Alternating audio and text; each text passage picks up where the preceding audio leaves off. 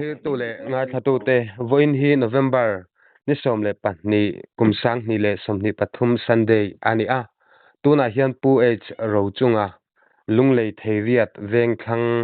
branch wai me a chongbola section advisor kan be mek ani e ole kapu amasa in income na hun thatak mai min lo siam hi kalom hle mai che baile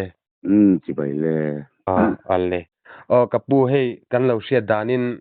in veng in kho rol thar laina tom tak mai kha van duina token nun na te achan ni in kalo sia a ami chian na van duina tok tu kha tunge an a enge chian na chung alo thlen dan le khotlang ina in sia ta in boi pui dan te po kha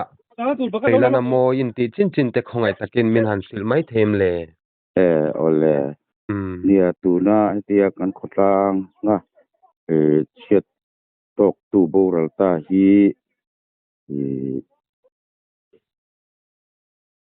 zo nun sanga ania ama hi kumsom le panga ania apa hi h1 hoi thanga ania apa hian boral san to a anu hi lalthan moi ni a chuan anu hi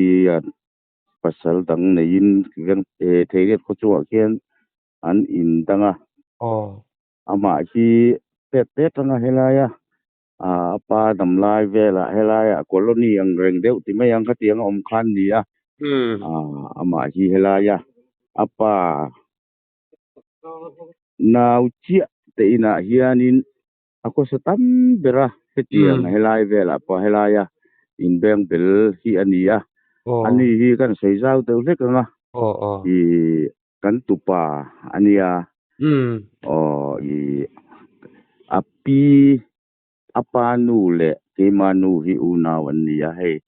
i intenom nai te mai kan ni e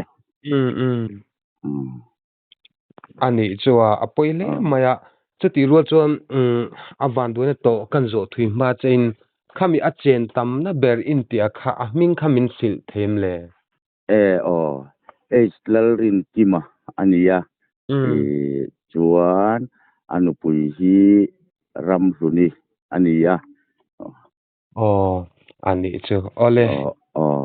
kha kapu ni e in chung kwa in tiang khan har sa na chhian na van duina poi tak mai in tok alo ni reng maya e social media kanan munek ne kani a khami in fapa zo nu na te na van duina an to dana kha enge chiang kuang zokin a hun le ni te po kha in han sei chho sak mai do nem yang nia hei kan tupa hi no pang i kum som panga ti me ang tiang fel de mai chun le zan po hi i ang khat reng ngai no pang ram sat mi ti mai tiang ke tiang hi ani rewa tin ama hi an cha sul dan kan sei ma in til dang ama chan chin kan sei lokanga ama hi sai lunglei Sport Authority of India Sai Center noya kuan boxing zir hian om thina ama hi thil ti to hian tluang re em maya kotlang tena an fak le hei district ti mai tiang ka tianga te po ramchung le rampona te po choi moina medal gold medal te ka tiang lo ro chuak ve to khan ni rewa ama ero chu engemol kan nung lampang kha oga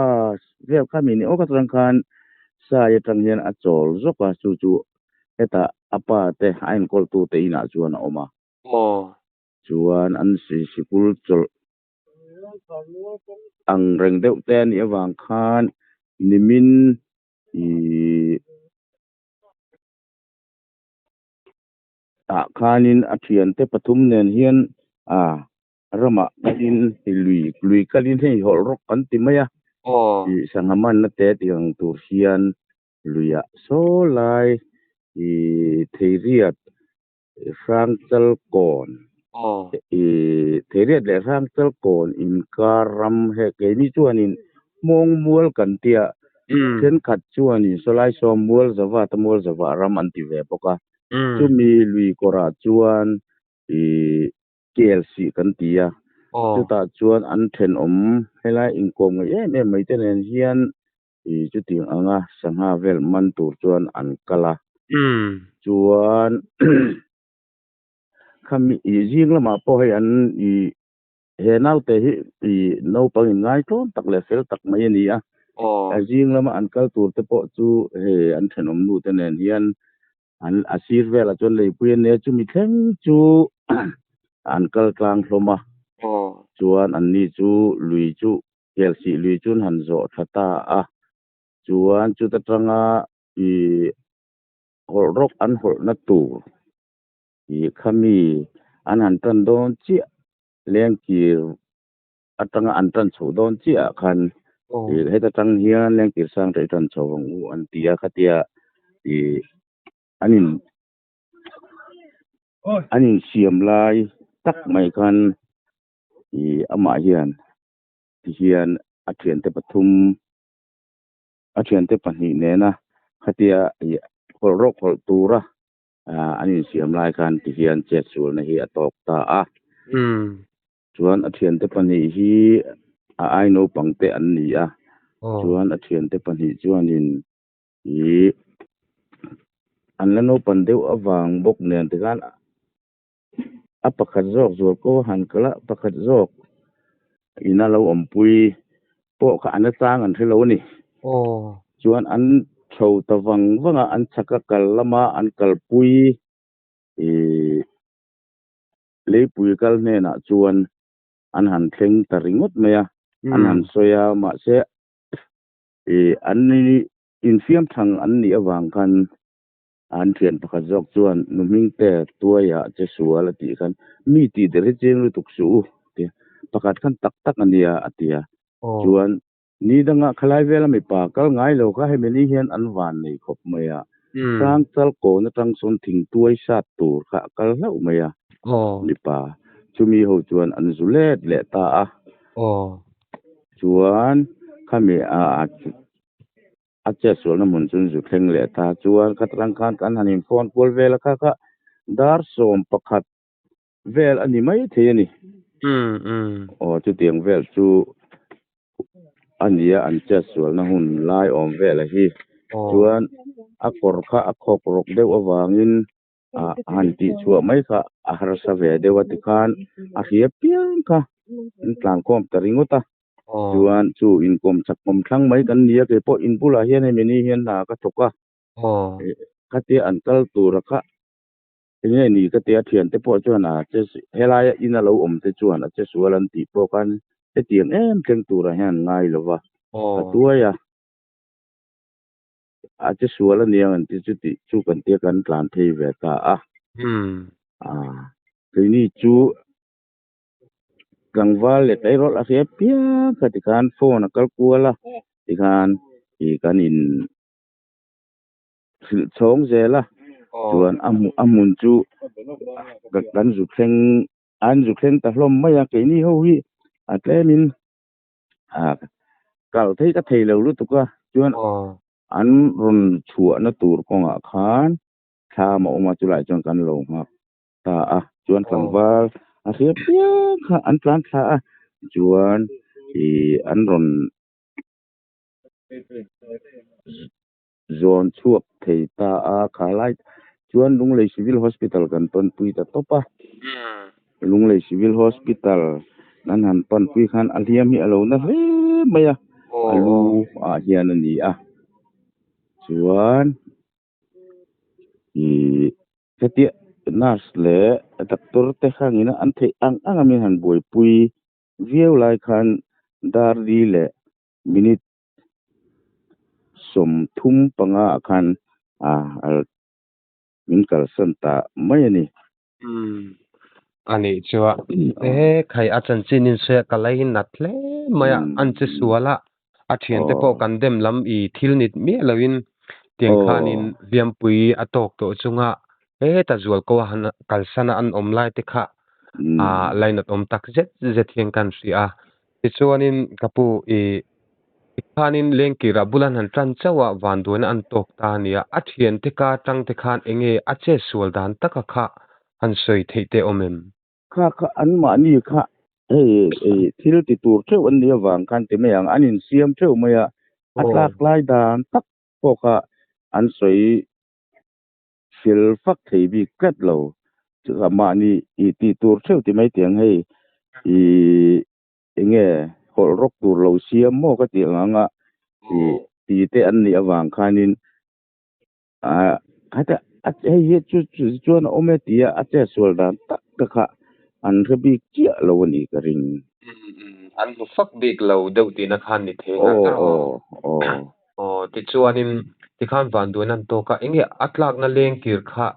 afit ang zong te khan an hriat thiam them an soi them pit som ni vela ni an tia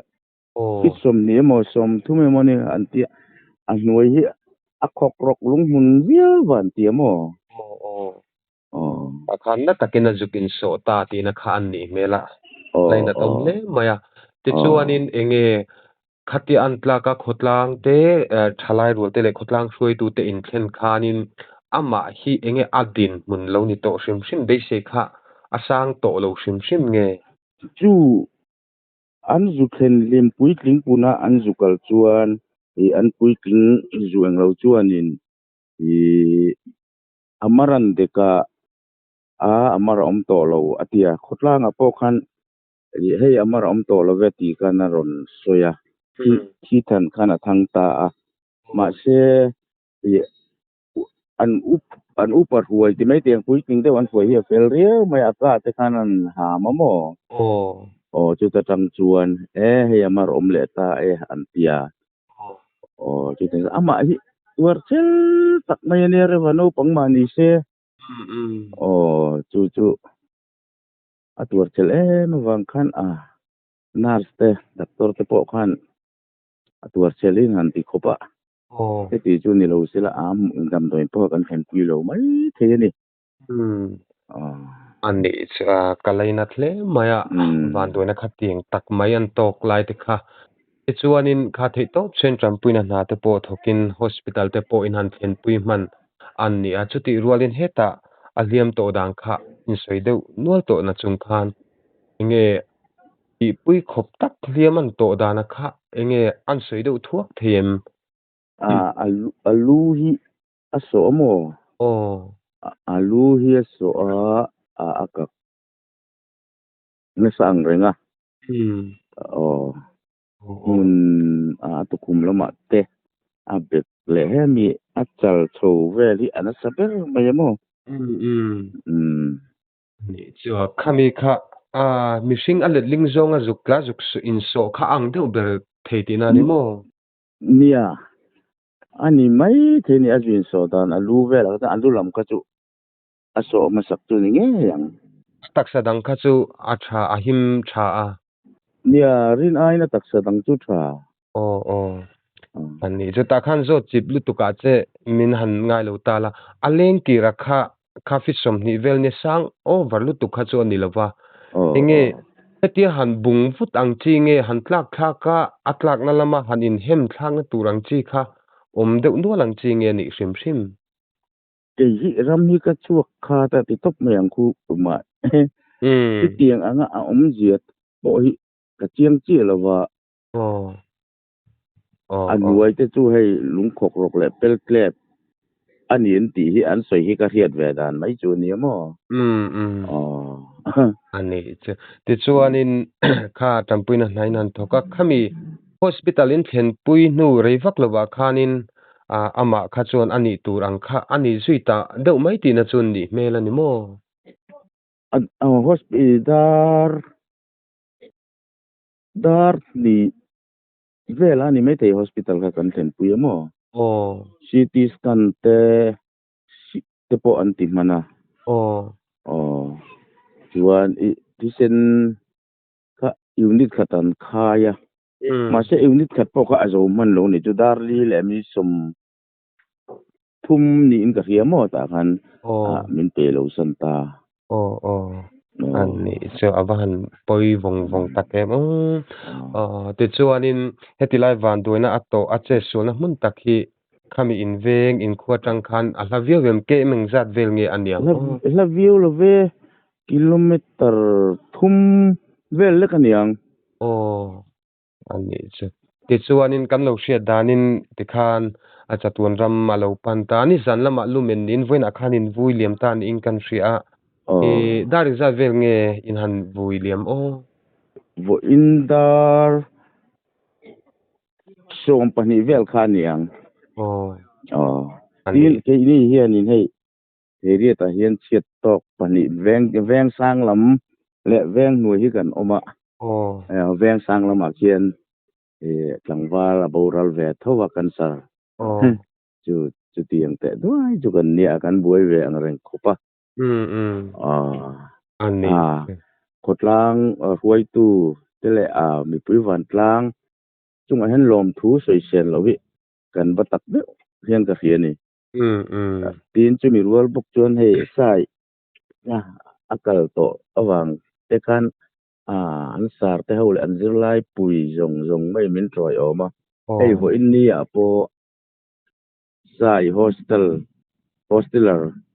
zong kan an in atang hian tlan mol theng kan zon ang an tia an uniform dikkat ne an han zon chu rilru a khoi duang reng khop ani ang ni rilru adekina khoi viawin an ri ma hetilai tangpan chanchin ami ziatin han swe tang khan alainat omle zual hle tepon kan seve a tichuanin ama hi famal ang deuh ani tina mi mal khal ang deuh he kani tina nge unaw ani nge nei lem lo nie a u te hi mei chia panian nia a u chi hian polytechnic ka hian tu na hian zir ve meka first semester mo chuan a u le hi pasala nei ve to in ka fia chu tiang chuan ni unaw pathum an ni a u te mei chia panian nei mo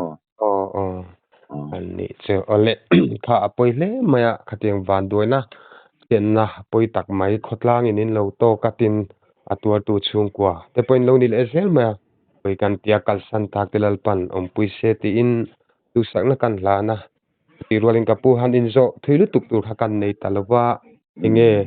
hemi van doina chiana toyana to chung changa hianin